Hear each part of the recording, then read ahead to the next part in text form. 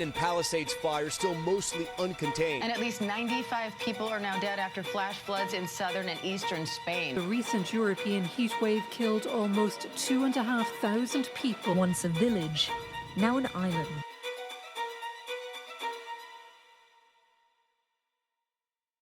Your life has either directly or indirectly been impacted by disasters, and that's going to continue.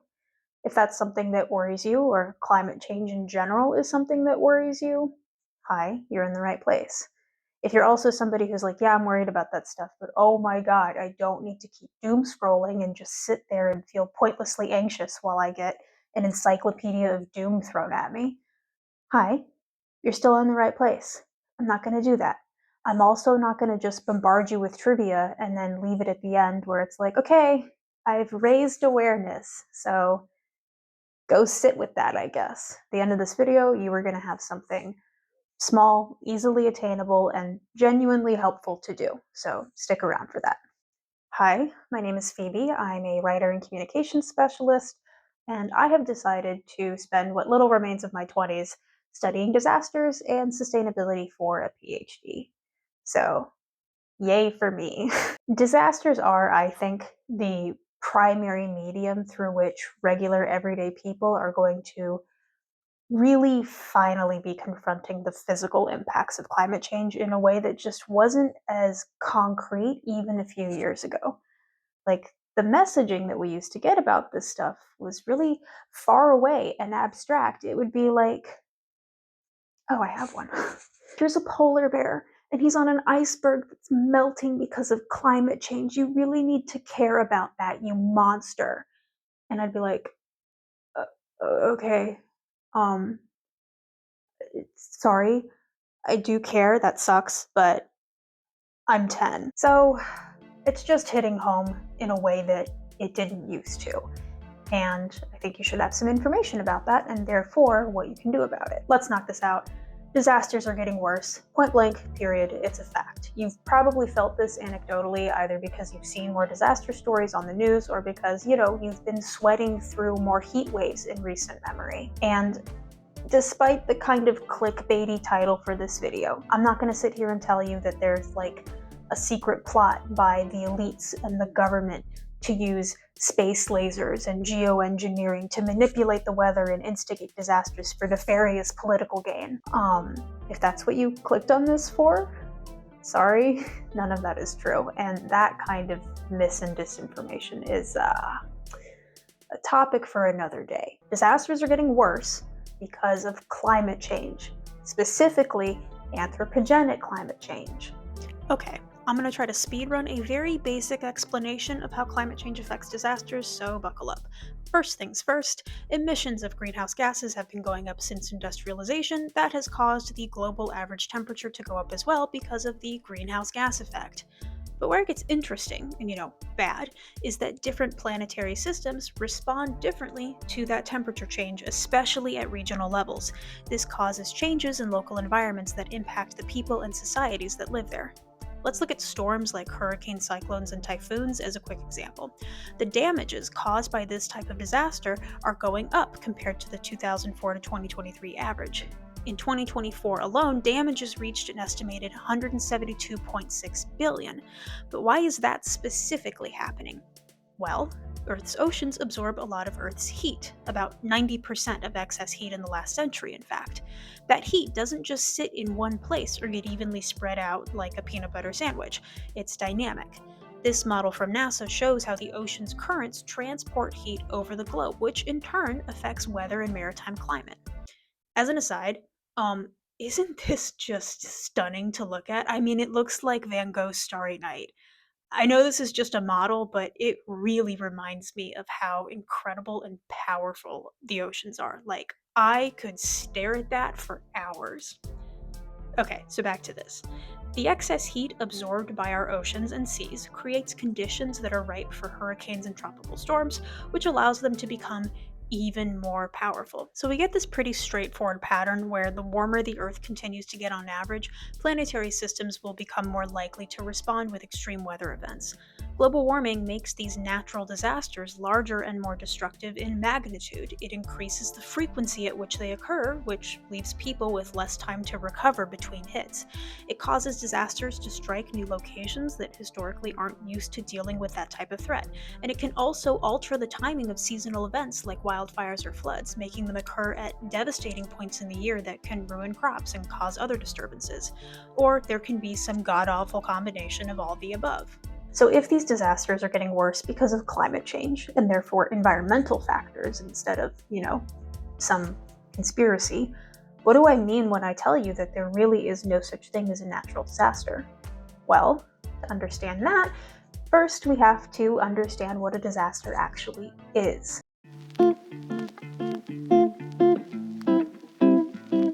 Let's break this down. Before we get to the natural part, what is a disaster? How do we define that?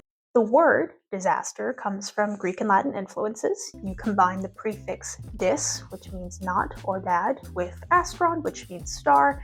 You slap that together and you literally get bad star. Makes a lot of sense because historically speaking, large-scale destruction and calamity was often attributed to an act of divine power, a punishment from the heavens, or some other unlucky, fateful alignment of the cosmos far beyond human control. And to some extent, this is still how a lot of us perceive natural disasters. I mean, as recently as the 80s and 90s. Actually, some people still do. Some people thought that the AIDS pandemic was like God's way of smiting the homosexuals. But I'm not even talking about something that extreme and polarizing when I tell you that this mentality is still really baked into how we view disasters. Maybe we don't couch it in the language of religion as much as we used to, but we still talk about things like it was Mother Nature, unlucky bad weather, geological and climatological forces hopelessly beyond human control. So maybe we're not saying, oh yeah, this specific hurricane happened because God was mad at us as much, but we still tend to place the fault on non-human entities, and that's just not the full story. And it's a story that really doesn't help us learn how to deal with this stuff. We're going to do a little activity. I want you to picture a hurricane forming in the middle of the ocean. It's big, it's powerful, it's accumulating wind speed, it's capable of a lot of destruction. Now, if that hurricane makes landfall on a deserted island, is that a disaster? No. That's just some interesting weather. It's only when the hurricane, a hazard, by the way, makes contact with people and infrastructure that it becomes a disaster.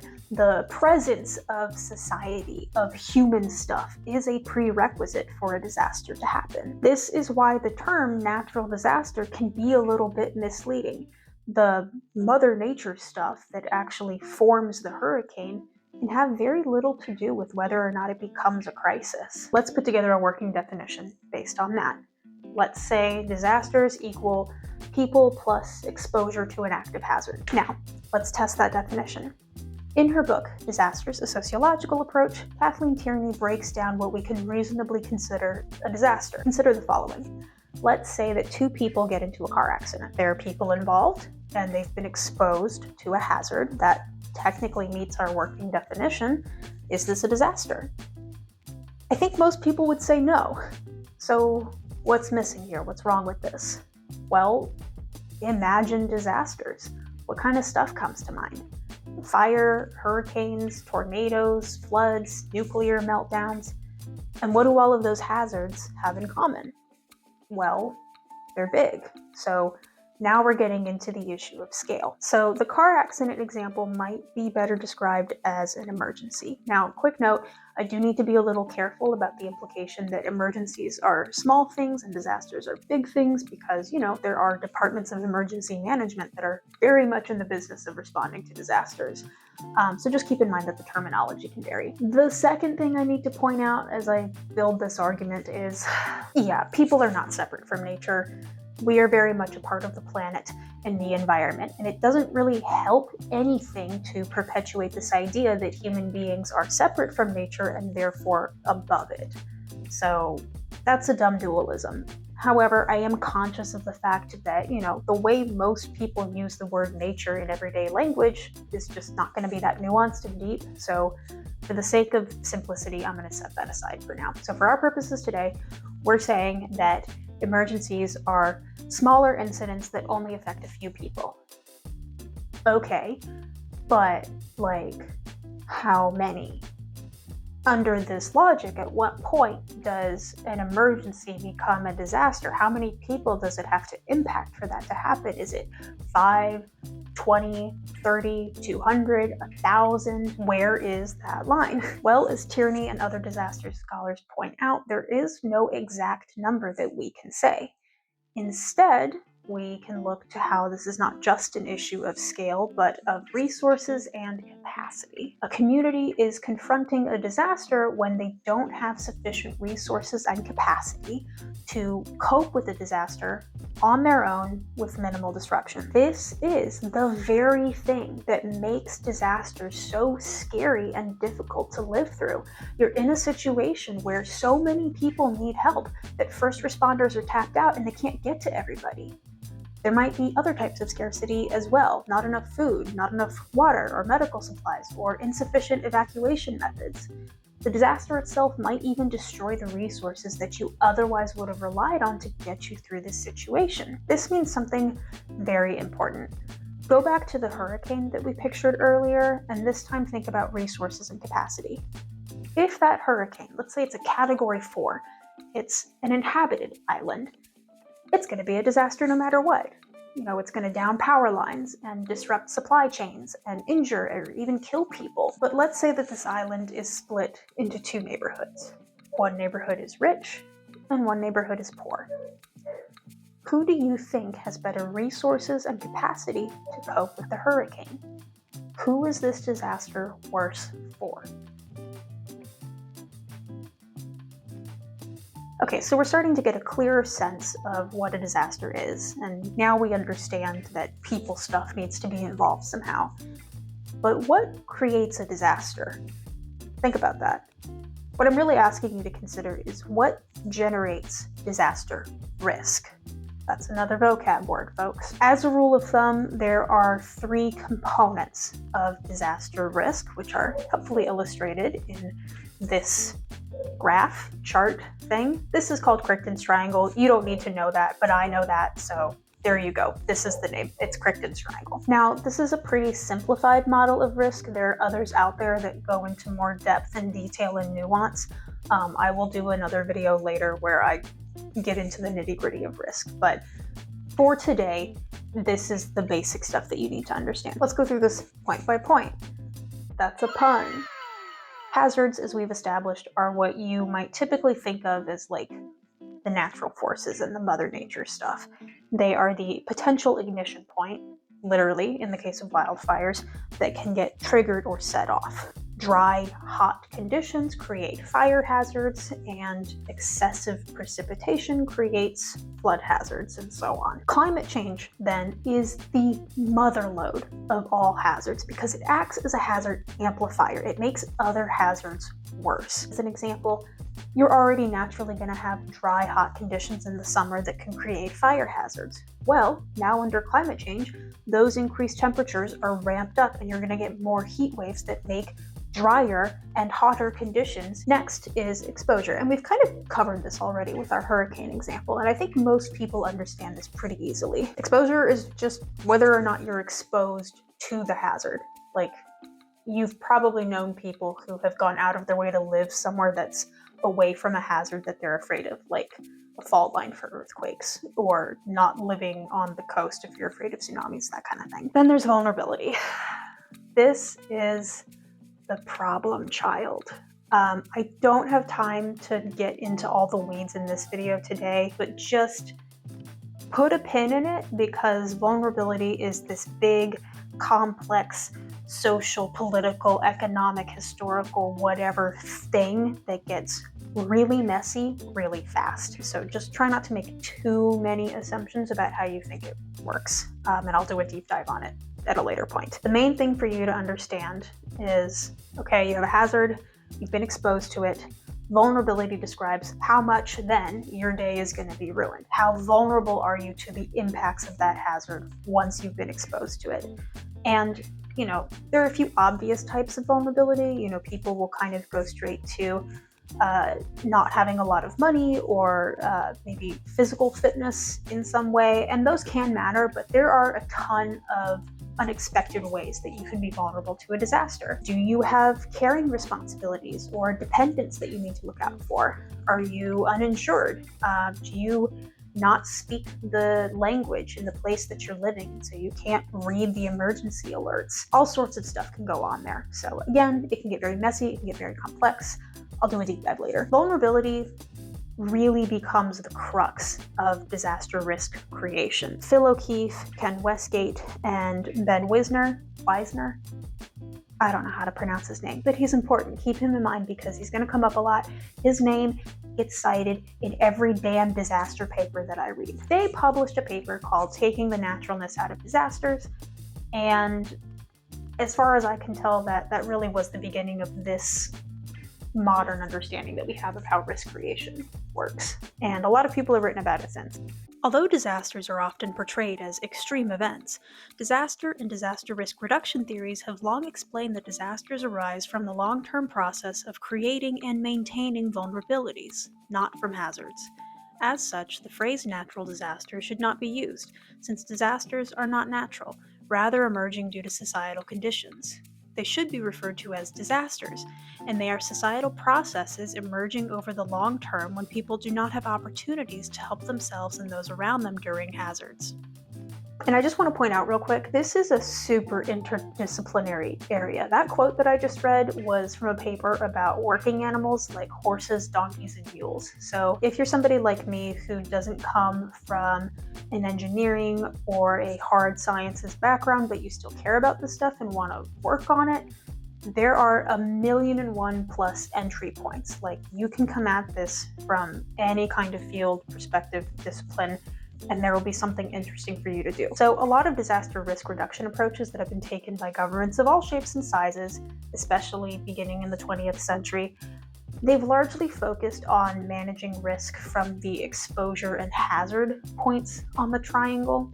And what I mean by that is, doing things like building flood wall defenses, or doing prescribed burns, or restricting where residential zones can be on a floodplain. And don't get me wrong, those things matter. They're important. We need to do them as part of risk management as a society. But they're not going to get us across the finish line when it comes to this big long-term picture of how do we adapt to and mitigate climate change and deal with elevated risk in this new world that we inhabit.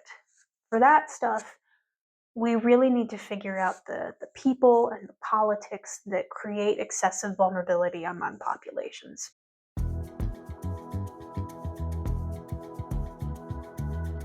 The idea that there are no natural disasters goes way deeper than technicalities and semantics. Disasters have a way of highlighting and sometimes, unfortunately, exacerbating pre-existing social inequalities and injustices. It seems like a minor thing, but calling these natural disasters removes some human culpability and therefore responsibility for these outcomes. And in the era of climate change, even if you completely ignore the entire argument that I've just set up about how disasters are basically another social construct, it's getting harder to truthfully say that these disasters are totally natural and have come about without any kind of human influence. We have anthropogenic climate change right there. Look, I'm a writer by trade. I think there is merit to the idea that even minor changes to our language can make a real difference when it comes to seeking accountability from governments and politicians and corporations and any other powerful stakeholders when it comes to this stuff. And here's the good news. If disasters are largely social phenomena that get triggered by natural hazards, if human beings and our social structures really do have so much influence over disaster outcomes, that means there is so much potential for us to learn from our mistakes, to create interventions to build better societies and create better systems that make it so that disasters don't have to be so devastating. Maybe we can't control whether or not a lightning strike starts a fire or an earthquake triggers a tsunami, but we can control how we prepare, respond to, adapt to, and recover from disasters. I told you I was going to give you something to do. Here it is, and it's super easy. Stop calling them natural disasters. Just call them disasters. It's a small, subtle shift, but it really does help us to reframe these problems and reclaim some of our own agency in it. Okay. I did it. I'm going to be making more of these videos as much as I can while doing a doctorate. I've never run a video channel before, which is probably really apparent.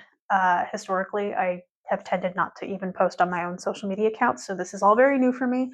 I'm making it up as I go along, but I do have a lot of ideas for topics I want to cover and potential guest speakers I'd want to bring on, so I'm really excited about it, actually. So if all of this is something that you're interested in and you particularly are looking for a source of content and information that isn't going to be so heavy on the doom and gloom, I'm going to try really hard to not do that because I don't think it's helpful. You can stick around, you can subscribe, like, share this with people, ask questions in the comments, and I'll see you on the next one. Thanks.